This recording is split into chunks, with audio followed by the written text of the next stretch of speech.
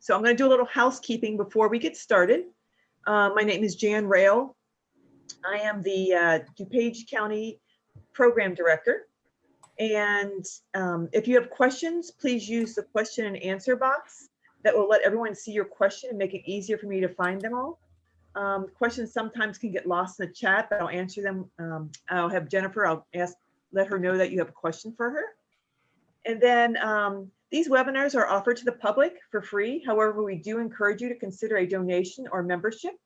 At the end of the webinar, you will be taken to a page with a bunch of resources for things that may be of interest to you, and including a virtual tip jar.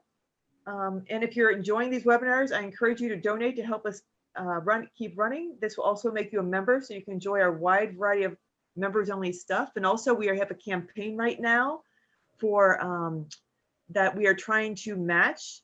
The Hamill family has a match going right now. So if you donate, whatever you donate, it is matched equally by the Hamill family.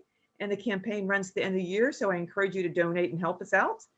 And so also I want to let you know about some upcoming webinars. On the next Wednesday is December 2nd, and it's all about owls. And then the next webinar is December 9th. Crawling, flying, and digging in your yard are six-legged friends. And then the next county webinar, we're taking a break at the end of December, and the next county webinar, sponsored by DuPage County Stormwater Management, is on Wednesday, January 2nd.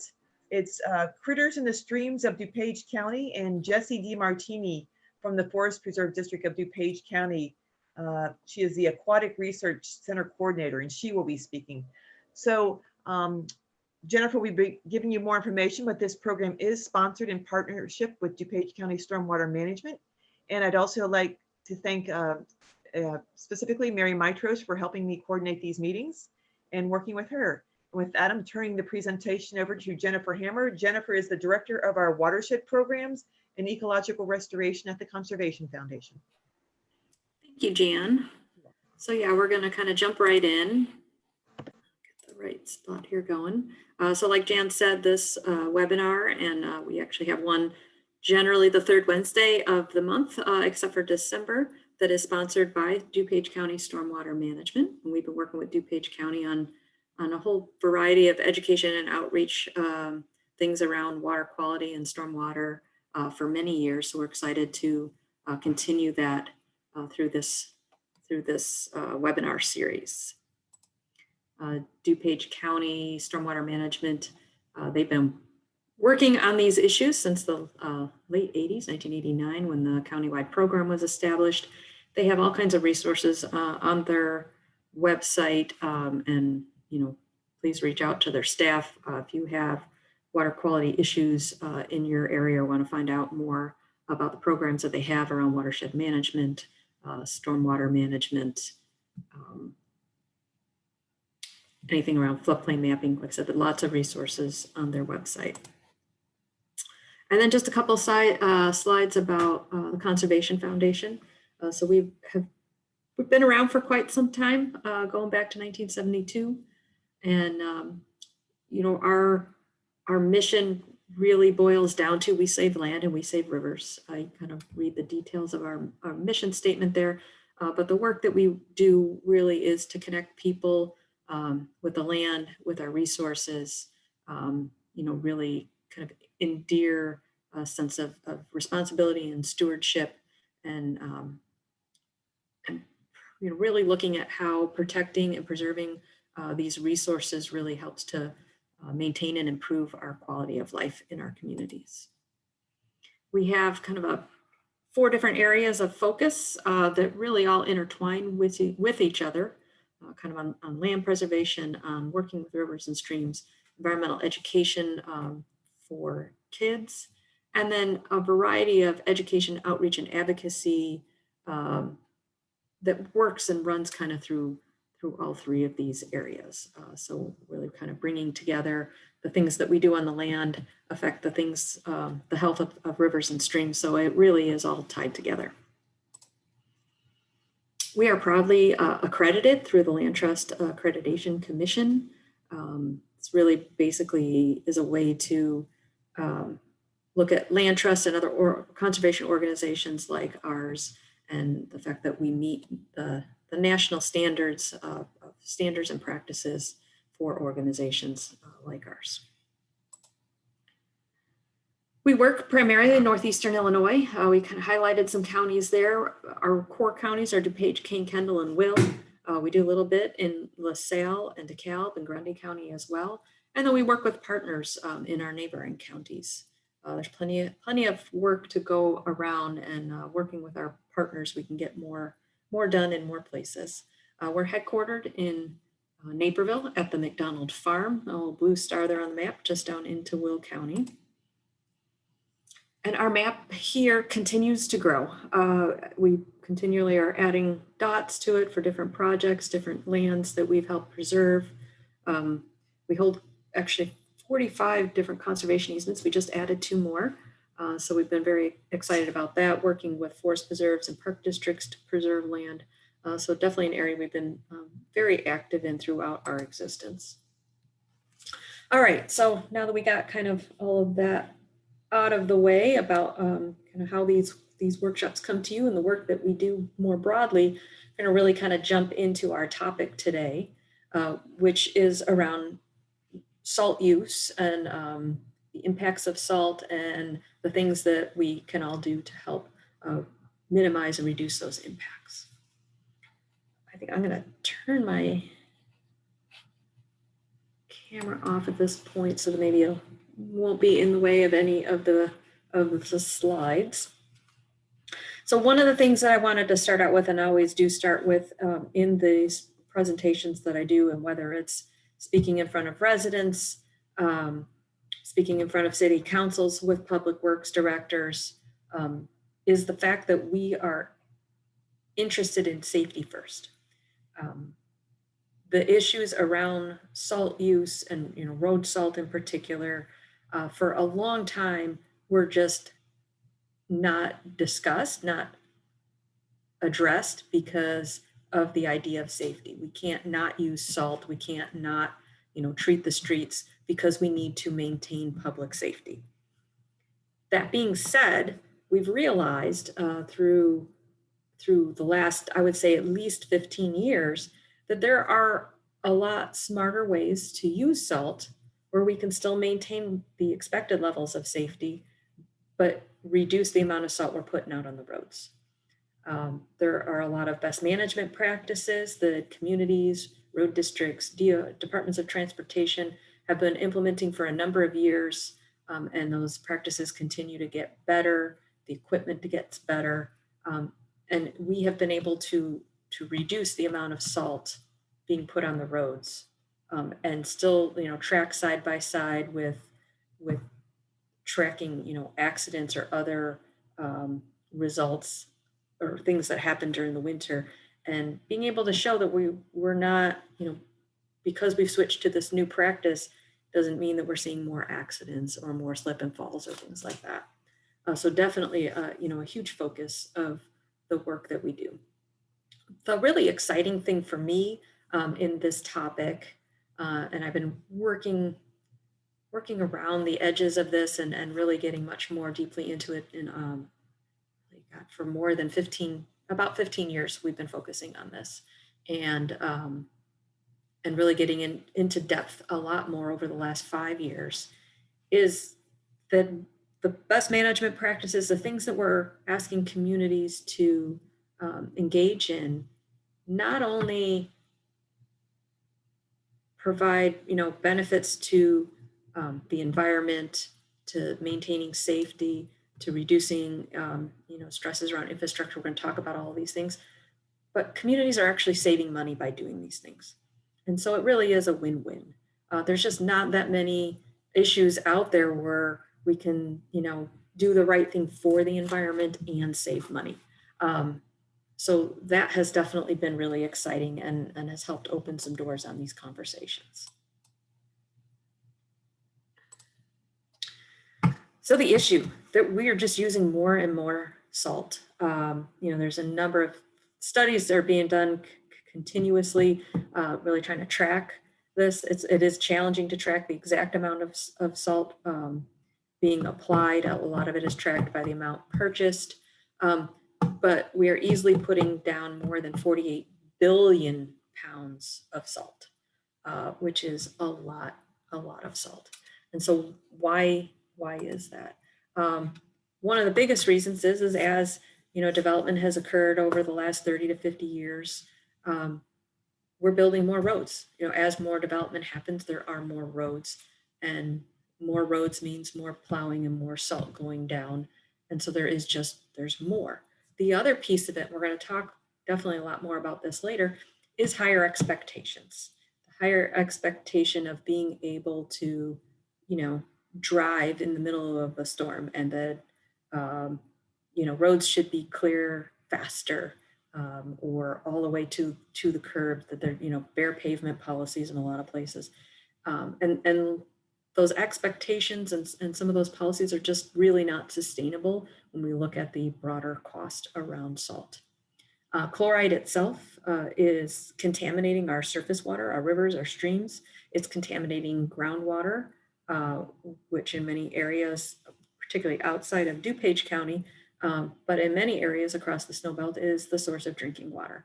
And there's here in like Kane County, there's been monitoring wells that the Illinois State Water Survey has been monitoring for the last 30 years, and they can track the increases in salt and really relate that back to, as development has moved into those areas, those numbers go up.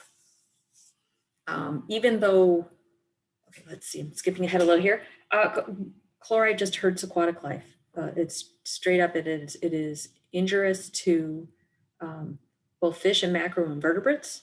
It's not necessarily at levels that kills them, but it stresses them absolutely, and impacts certain life stages around breeding and young of the year, things like that, different life stages for insects.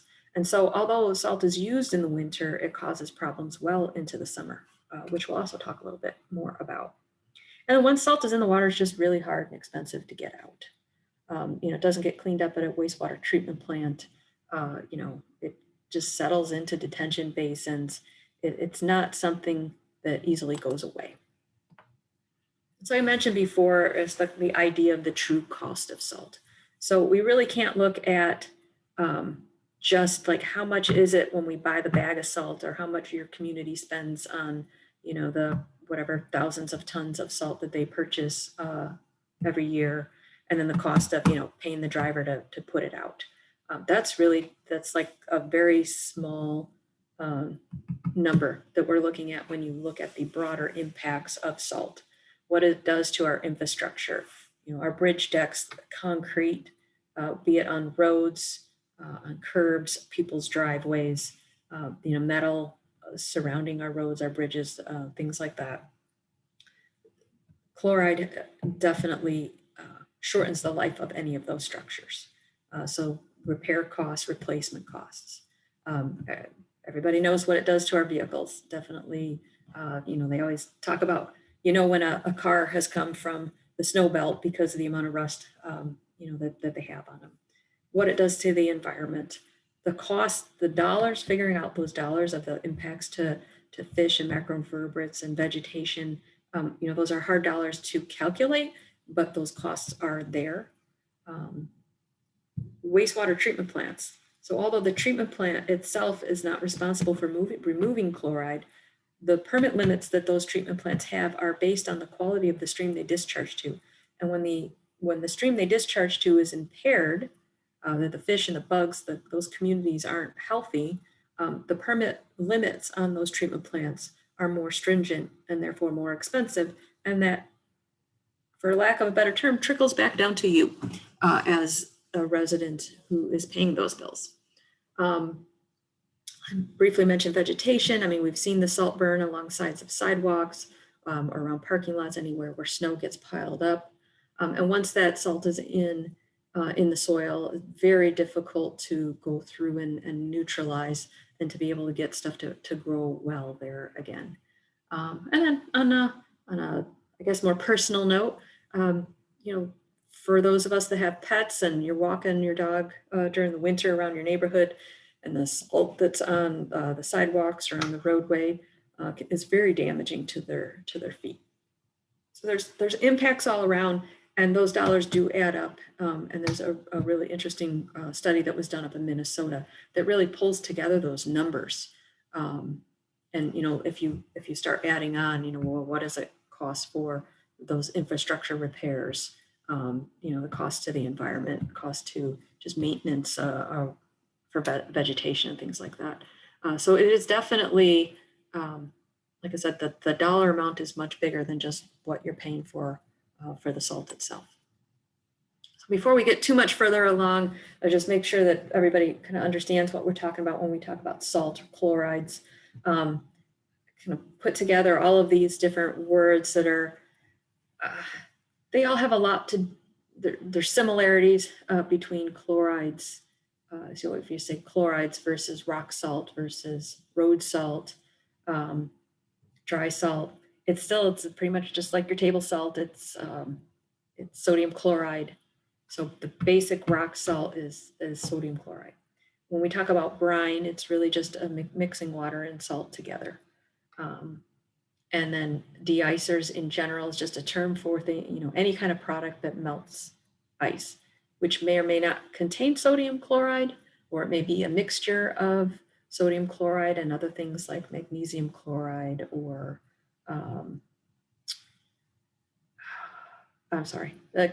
there's several different de-icing agents that they'll mix together depending on the temperature that you want to be able to melt ice at. There we go. Magnesium chloride, calcium chloride, potassium chloride. So these are different mixtures that operate at different temperatures. And then kind of getting a little bit into the why. Just a second here, we'll get this going. It's just kind of a very short little video about.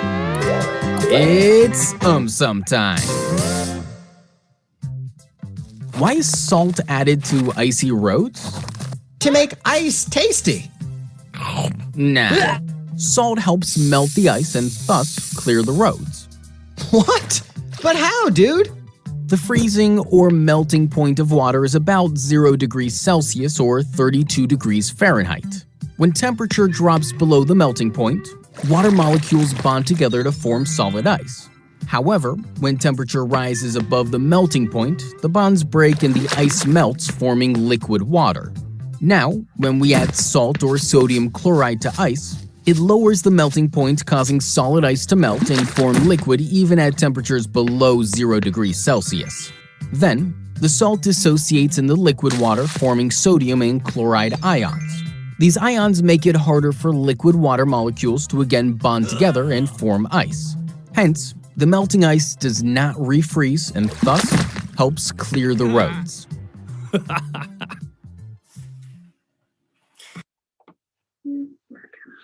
Hold on here. So just a short little chemistry lesson there on how salt works and why it's used. And then one of the things I definitely want to kind of touch on when we're talking about salt and using salt at home is that you really have to be an informed consumer out there. There are no regulations or no label regulations for salt. They don't have to necessarily tell you what's in there. They can say it's a proprietary blend. And the other thing about this is you can see here, this one here claims to be eco, pet friendly, kid friendly, will not harm grass, wood, concrete, metals, or other vegetation. That's just flat out wrong. Chloride, there is chloride. It says it right here when you look up the safety data sheet for this product. It has sodium chloride in it. Chloride impacts vegetation. It harms your pet's feet. So there is nothing about this product that is necessarily environmentally friendly. So you really kind of have to take things with a grain of salt as to what is on these labels, and know that pretty much anything you buy that has chloride in it is going to have an impact. Even right here, the environmental impact of this product has not been fully investigated. but yet in their advertising, they make it sound like there is no environmental impact at all. So definitely as you're out there and you purchase things, know that no matter what you buy, if it has chloride in it, it will have an impact. And that's where, the things we're going to talk about today about using it wisely and sparingly is really, where we need to be. So I'm going to kind of jump into sort of what you can do as a resident. And I have it broken up into kind of two areas of what you can do at home and on your own property, and then what you can do as a commuter out on the roads. So one of the things is really being proactive. Are there areas on your property that you know are problem areas? And maybe these things aren't easy to fix, but kind of having a long-term plan about how water drains across your hardscapes. Can you reroute a gutter from running down your driveway to maybe draining out into the lawn? And that may or may not be possible, but if there are places that we can eliminate those sources of water, because, obviously summertime, this isn't a big issue, but in the wintertime, especially as we're, we seem to fluctuate a lot between kind of very cold weather to, it snows and then it rains and then it snows or it freezes. Areas like this on your driveway can cause some real problems with ice building up. So if there's any way to minimize the amount of water going down your driveway, or like I said, reroute gutters or address some low spots, those things will go a long way in helping to reduce the amount of salt or effort that you will need to put forth in removing ice during the winter.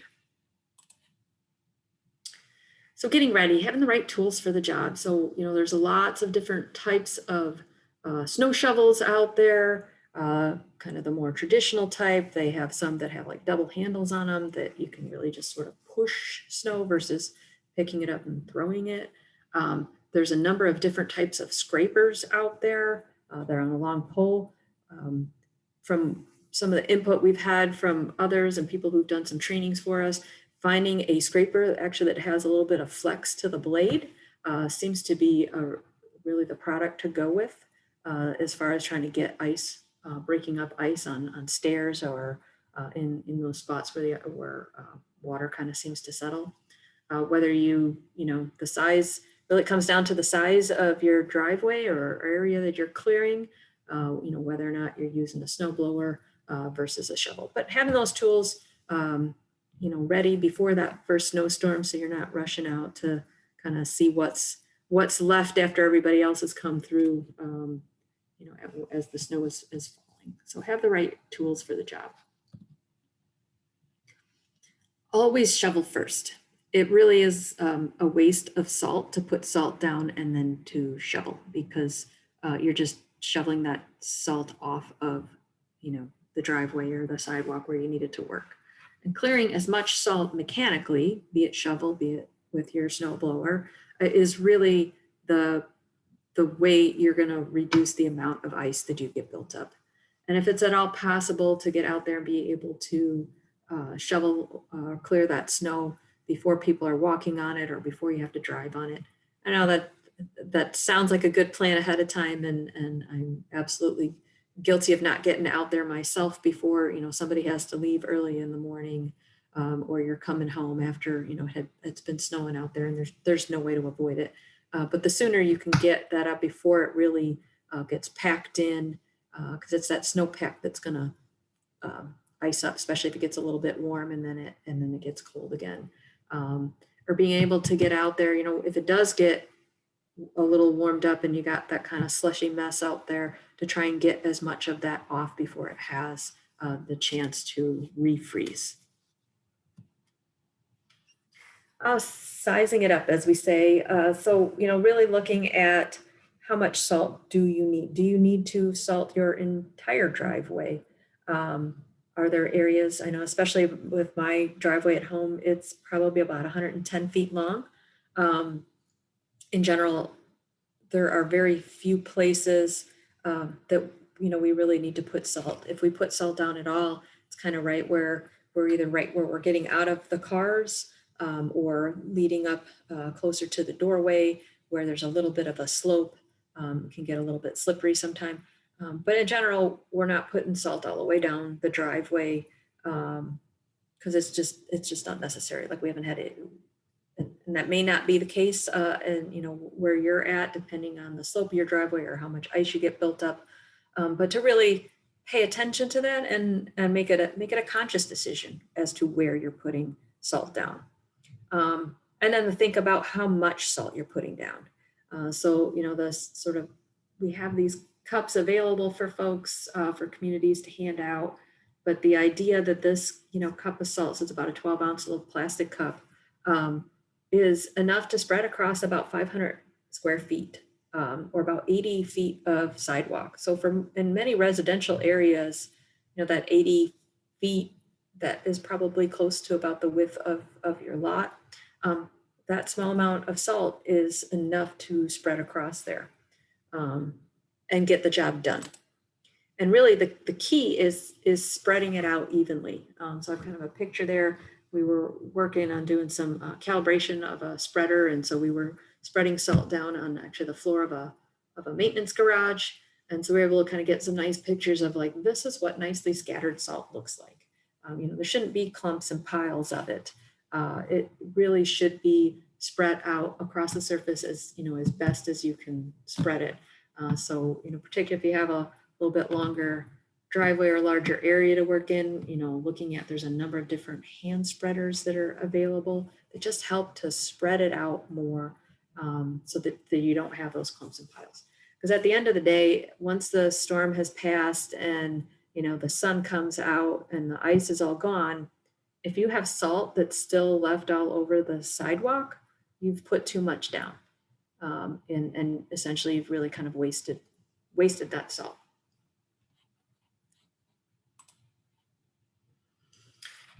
Some of the other considerations, when you're choosing the salt that you're buying is that if you have straight rock salt, it only works down to pavement temperatures of about 15 degrees. And I shouldn't say it doesn't work below that. It just takes a really long time for the salt to melt through the ice, the colder it gets. And so that's where some of those other blends with like the calcium chloride or magnesium chloride, so those are, included in the blends, and they help the chlorides, or they help the product melt through ice at lower temperatures. So, if we're going in, as we get into winter, and if we really start having, those really consecutive cold, very cold snaps, having some different options about the type of blend that you use, you really want to look at changing things up if we start getting to those really cold temperatures. Then after the storm, let's see. Okay, so I am kind of watching the questions as they come in. And so I think we're going to answer this question here with this slide. So after a storm, if there is excess salt, you absolutely can sweep it up. You probably want to keep it in a separate container from like the bag of salt you started with. So maybe, you have a bucket or something that you can keep it in, especially if it's a little bit damp. You don't want to be getting that extra moisture into your original bag, but sweep it up and you can store it for using for the next storm. Something, we're working with many communities do this in the spring anyway, but we've been trying to track how much salt actually gets picked up in the spring, salt that's left over, after the winter. So communities are really trying to use that as a practice again to reduce the amount of salt that's getting to our streams. But definitely sweeping up your excess salt, getting it off your driveway, off your sidewalks, and reusing it if possible.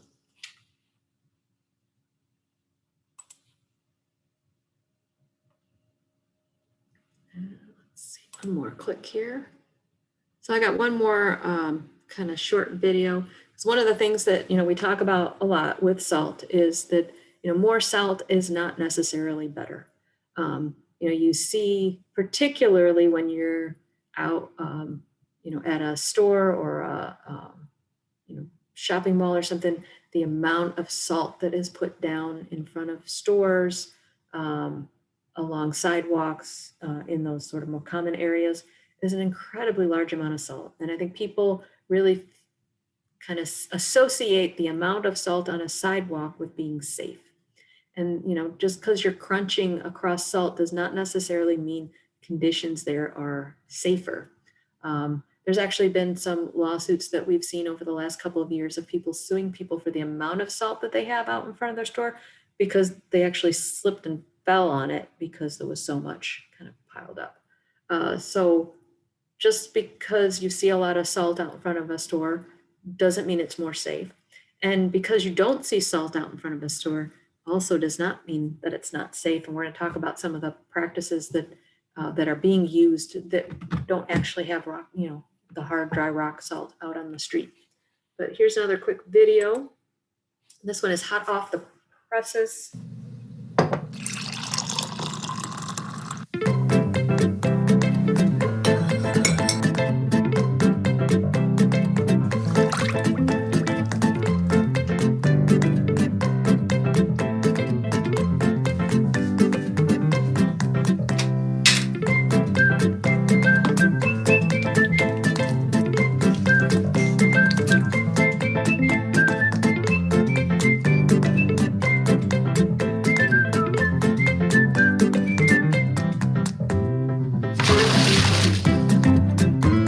More isn't always better. More salt does not mean more melting. It takes only 1 teaspoon of road salt to permanently pollute 5 gallons of water. When melting ice, use about 1/3 of a 12-ounce coffee mug worth of salt for every 20 feet of a typical pathway. Once the salt has done its job, try to sweep it up and either reuse the salt or throw it away. More isn't always better. Apply salt sparingly this winter to protect the quality of rivers and streams in Illinois.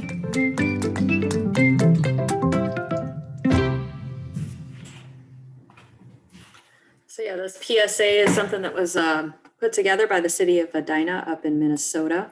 And they were very gracious to share it with us to be able to use down here in Illinois.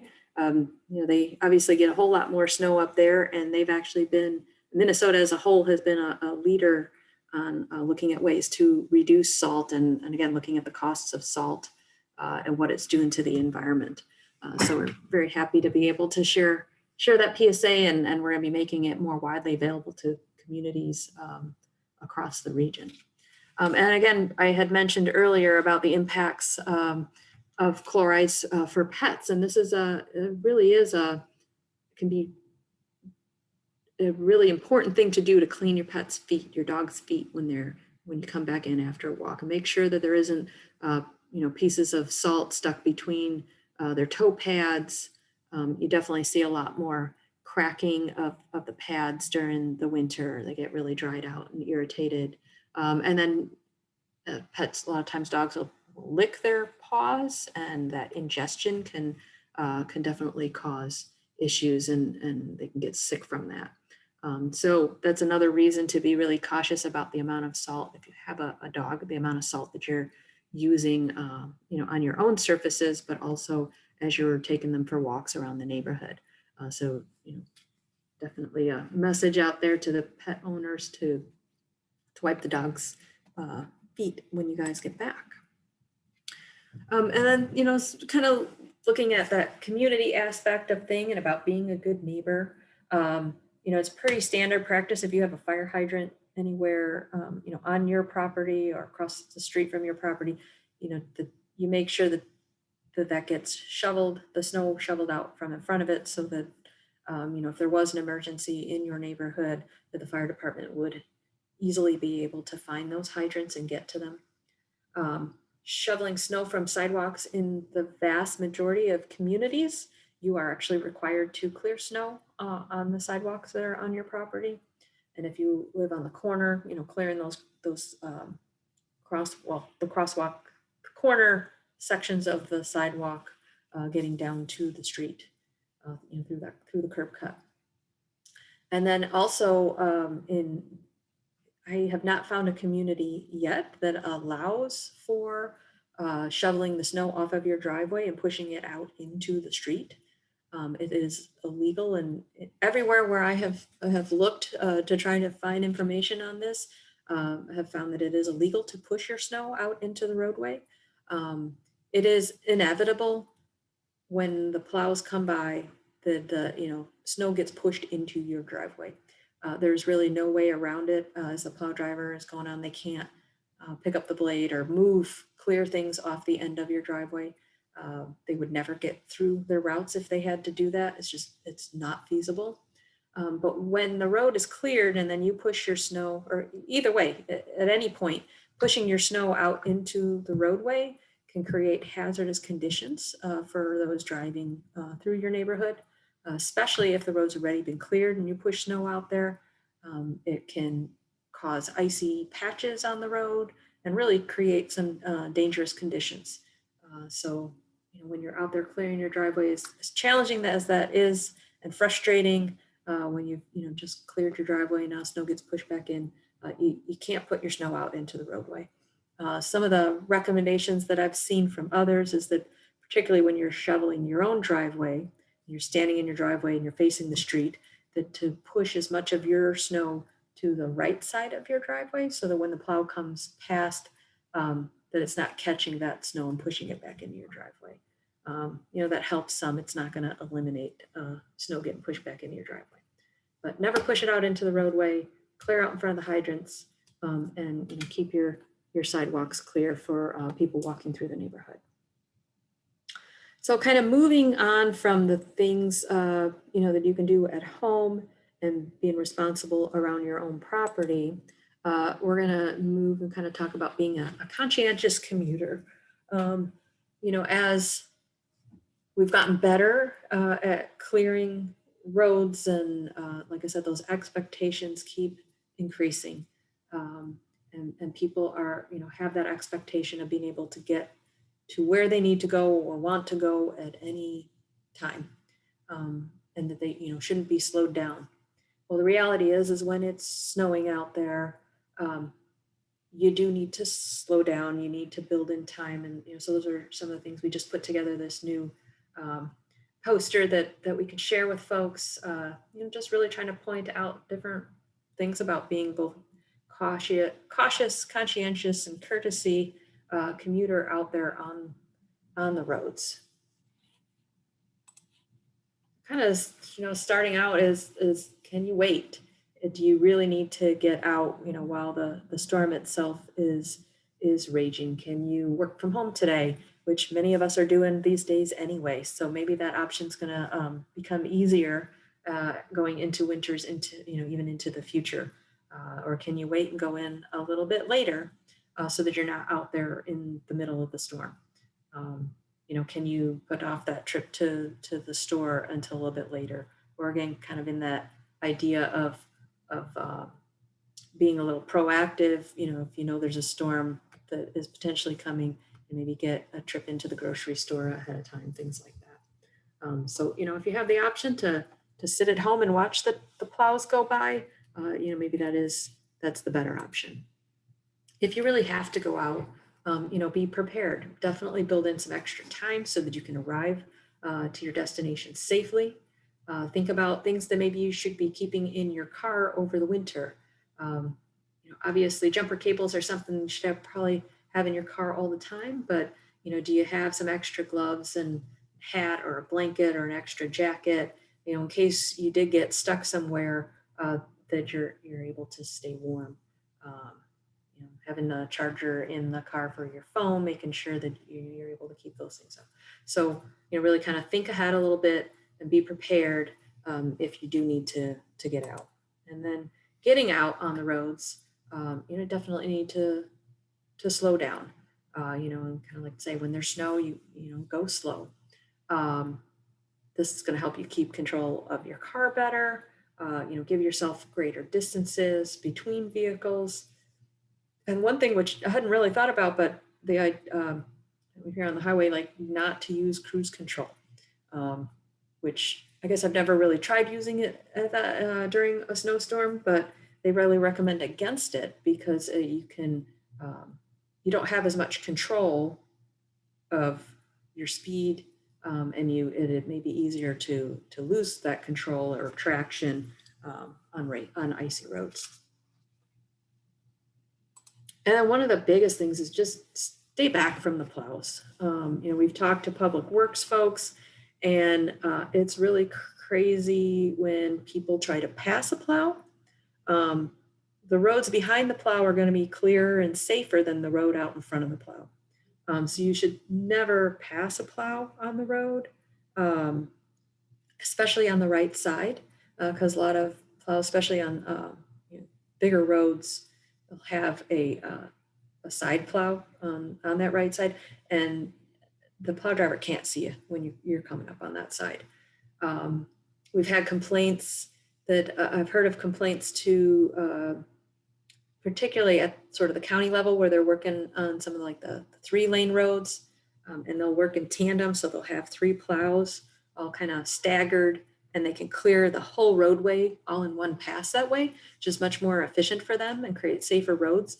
And, they actually getting people calling and complaining because they're taking up the whole roadway and they can't get past them. Again, it's kind of crazy to try to get around a plow like that when the road behind the plow is going to be much safer than the road out in front of the plow. And then once you arrive, think about wearing appropriate footwear while you're out in the winter, and think about how you're walking, and slow, smaller steps. There is definitely a big part of responsibility on your own part to be careful as you're walking through parking lots or up to stores, and kind of survey what's in front of you so you know what to expect. Don't try to carry lots of things while you're walking out and across places that potentially could be slippery because your hands aren't free to catch you if you're slipped. So really think about. This was a cute poster that we found from Argonne about walking like a penguin. So, again, we're always looking for sort of fun ways to get points across, and I think they did a really nice job with this one. So we've kind of hit on things you can do at home and things that you can do while you're out and a driver out on the street. But then maybe, kind of wondering what your communities are doing. And I couldn't really go through every community in DuPage County, but you can definitely reach out to your community to find out the practices that they're implementing. We have had a very strong interest and in expanding knowledge and practices on better ways to reduce the amount of salt.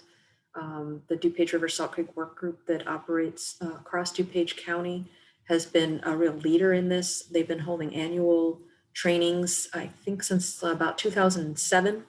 They get great turnout to these workshops. We ended up holding them virtually this year, which we still got, we actually got more people to the trainings this year because they were held virtually.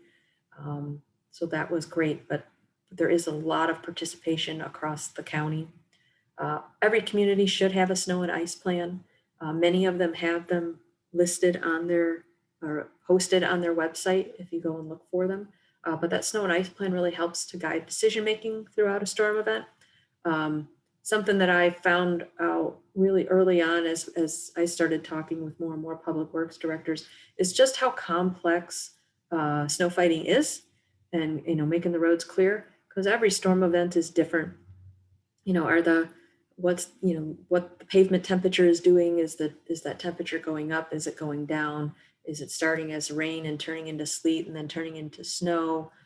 Is it light fluffy snow? Is it heavy, wet snow?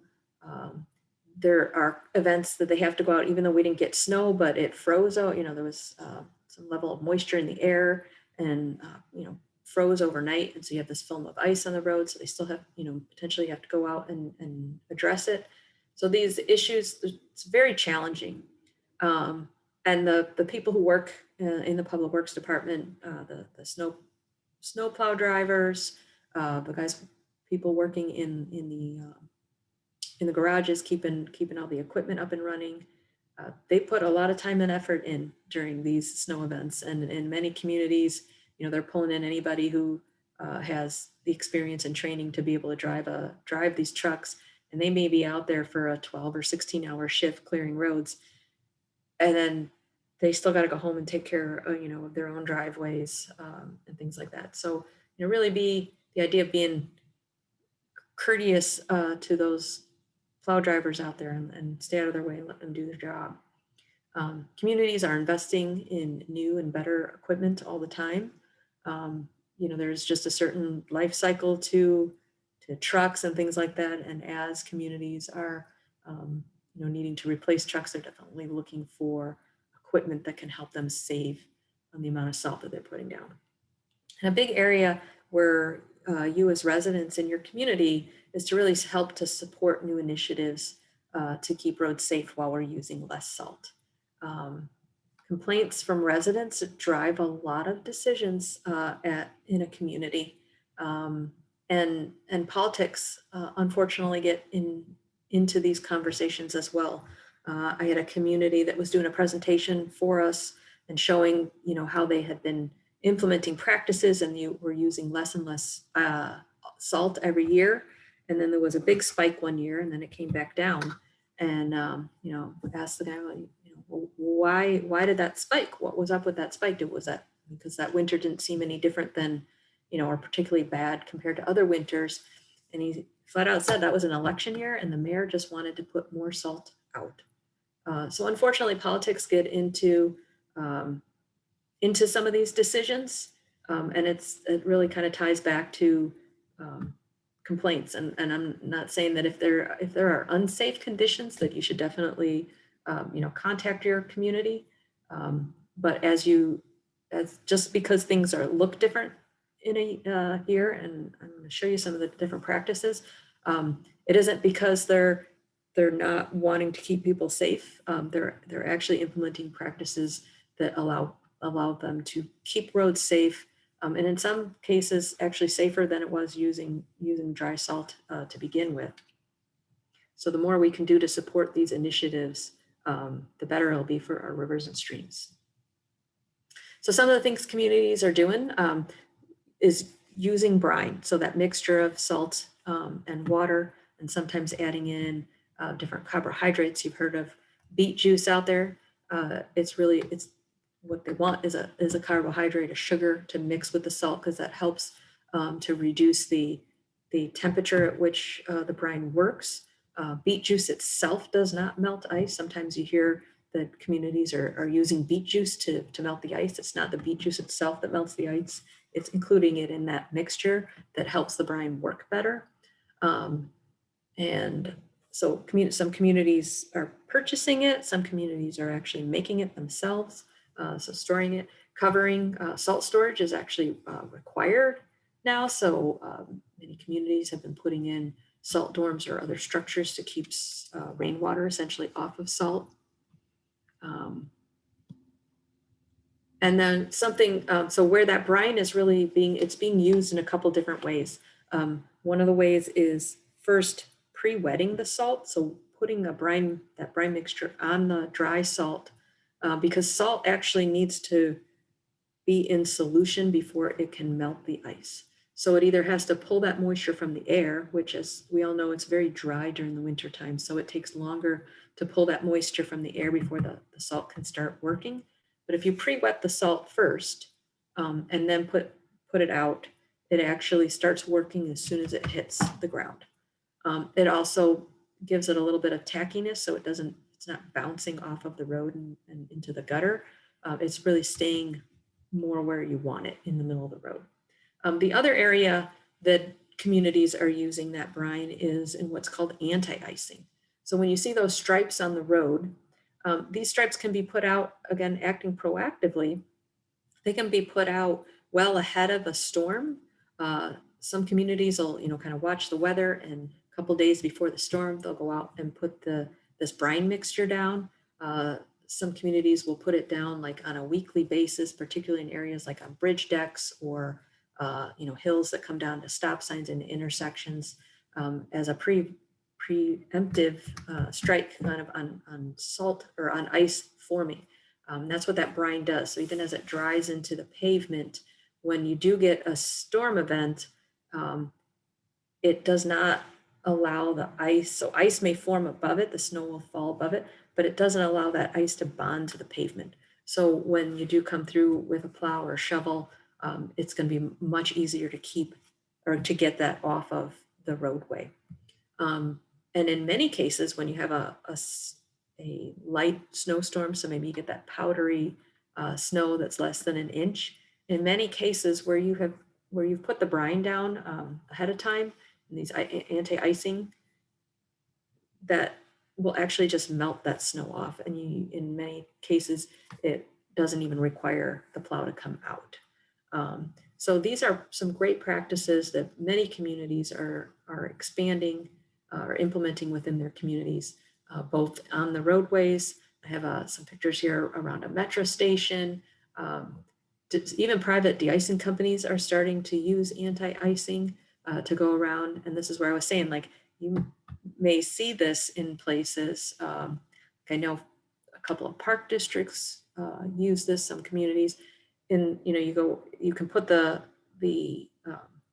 liquid brine down in front of a building on sidewalks and not have that dry salt there. But this is actually keeping you just as safe, if not safer, than having the dry salt on the sidewalk ahead of a storm. I have another question here. If there's a safe substitute for keeping dogs safe. I am not aware of one. I've seen many that are sold that are supposedly safe for pets, and I think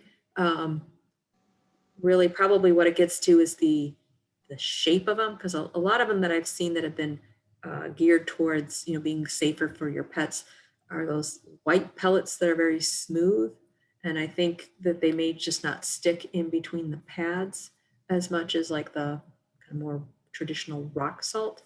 But product-wise, anything that has any of the chlorides in it, sodium chloride, magnesium chloride, calcium chloride, all of those things are going to be irritating to a pet's paws. Jennifer? Yes. There's also another question that was in chat related to a good recommendation. It says, which brands are best for the below 15-degree weather? And they asked about the pets too, but they asked about what would be best for below 15-degree weather. Yeah. I can't necessarily give you a brand off of hand, but usually right on the packaging, they will talk about, what temperatures, that the product will be good for. And so, really it's having something that works for under 15 degrees is what you want to look for. And it will be a product that's either going to have, more than likely will have a small amount of calcium chloride or magnesium chloride. Those are kind of the two most common ones that help to reduce the amount of, or that melting temperature. And then a lot of those, they actually are sold as kind of pre-wet salt. So a lot of the salt that you see that's colored, you'll see it purple or blue. Those colored salts, so even though it doesn't, you wouldn't necessarily notice it. It's not like dripping wet, but they do have some moisture already in the mix so that they will start working very quickly. But again, as far as like what's best for pets, it's really minimizing what you have on your own property and cleaning their paws when they come home is probably the best thing that you can do. I know for most dogs, booties are really not an option. I've never been able to keep them on my dog for very long. But if that's an option that works for you, I've seen they've definitely come a long way, but that would be another option for keeping pets' feet safe. How to safely dispose of salt that's left over if you don't want to store it. I don't know of any places around here that will actually take it. I know that's something that I think there's some communities have been experimenting with up in Wisconsin and Minnesota of actually collecting excess salt that people have at the end of the season so that it isn't dumped. But other, I mean, the only thing I can say would be to, put it in a bag and dispose of it in your trash. Not the best option, but if it's salt that you can't keep, for over the winter, it's not, I don't know of any other way to dispose of it other than in the trash. And yeah, I say there's another comment in the chat that has heard that, like olive oil has helped to keep pets' paws from getting too dry. So yeah, I'm sure there are definitely products to help alleviate the dryness during the winter, and protect against that salt burn. Let's see, keep up on any other questions here. I think okay, so is there a residential brine solution either sold in stores or a recipe online? So there are, and this is something that we were just talking about yesterday internally here about trying to put together. So it's on our list of things putting together potentially a video for, or some guidelines. There are some things on YouTube to show you how to make a brine. It really, relatively speaking, is very straightforward. It's like I think it's 23.3 or 23.6% salt solution is what you're shooting for. And then that solution can be put into a pump sprayer. So like what you would use in your garden. And then the key with it, just like when you see on the roads, is the stripes. You don't want to use a fan and like wet your whole sidewalk or driveway. You want the stripes because when you put the stripes down like that, they will expand. They don't necessarily join, but this is what's really been found to be most effective. So that's definitely something we're working on, trying to put some information together. But I know there are some things on YouTube if you search up making a brine. So it is something that the more and more people are experimenting with at the residential level. All right, so almost done here. So again, I mentioned that in the communities have snow and ice plans. One of the things that's in those plans is the order in which they do snow clearing. Obviously they can't get to everywhere all at the same time, and they need to prioritize, especially when there's a bad storm. And so the first places that they're going to be out plowing, I mean, this is pretty standard across most communities. But the higher volume, the bigger roads are going to get plowed first. The roads getting to hospitals, fire departments, police stations, schools, kind of those areas that people really need to get to. Those are the places that are going to get cleared first. And a community will have a plan that would identify, where those places are within their own community. And then they move into kind of the next level of kind of those arterial secondary roads. Then they're getting into neighborhoods. And cul-de-sacs are usually the last place to get plowed because they take a lot of time. And depending on the community, there may be a lot of them. I know Carroll Stream has 400 and some odd cul-de-sacs. They actually were looking at,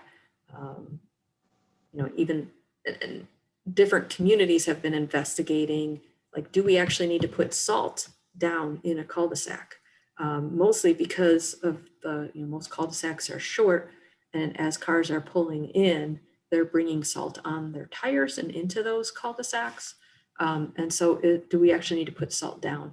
Plus, because they're very short, I mean, it's kind of almost an extension of your driveway, like people are driving very slow on those. And, like and even if you have to drive even a little slower than maybe you normally do on your cul-de-sac, they're short, and that is not going to add necessarily time onto your commute. That's not what's adding time onto your commute. But yeah, just the way traffic patterns move, salt is dragged into those places. And then after the storm is over, that's when the crews go back and they'll push snow off of shoulders or in kind of turn lanes and things like that. So there is an order that they go through. Like I said, it is a very complex system. So it definitely give a lot of kudos to the folks who work in public works, because their job clearing snow in the winter is a big one. So as we talk about all this, really how much do, the actions that I do at home, like how much do they matter? And I'll be the first to admit, the salt that people put on their driveways is a drop in the bucket compared to what's put down on roads and parking lots. But like the video said, a teaspoon of salt impacts, pollutes 5 gallons of water. So every pound of salt matters.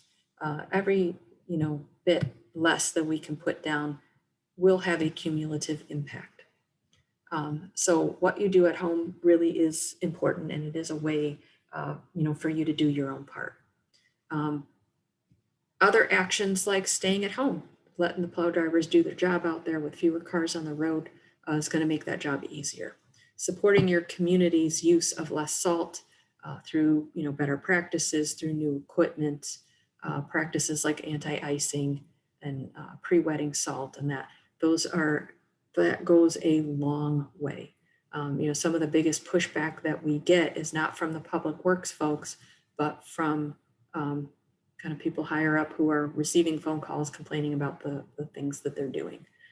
So, we really we're trying to address this issue from all sides, helping to educate residents and consumers, and helping, understand the process, support the process, be responsible on, the things that you can be responsible for, as well as working on getting better training for public works staff and working with decision makers within communities to adopt these practices.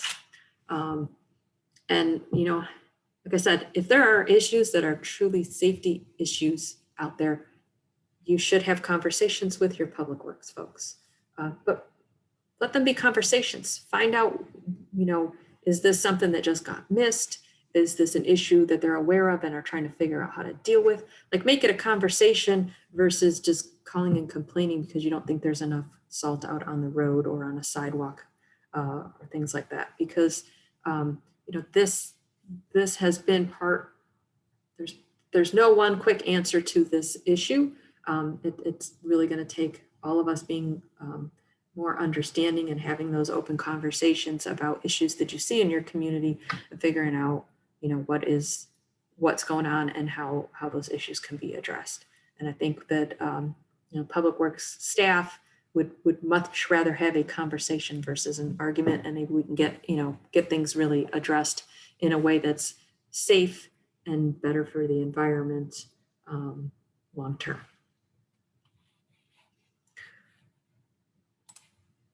So I kind of had a similar slide with the last webinar that I did earlier in October on leaves. We have been working on outreach materials to share with communities for social media. We have blog posts. We have the one poster I showed. We have a couple other posters and bookmarks. We have a lot of resources to share. And whether you're sharing, these with your community, if you have a Facebook group or Nextdoor group for your own community, I picked out kind of some of the ones that would be applicable to use in that way. A lot of these can be found at saltsmart.org. If you pick on the public works option and scroll down, you can actually download these. You can contact me. We're happy to share them with you, or direct your community to this website for materials that are available. Definitely always looking for ways to get the word out. So the second video that I showed is one that we just finished editing and are going to be distributing that out to communities to use as well. So any way that you can help out with spreading the knowledge you gain as you participate in these webinars is definitely appreciated.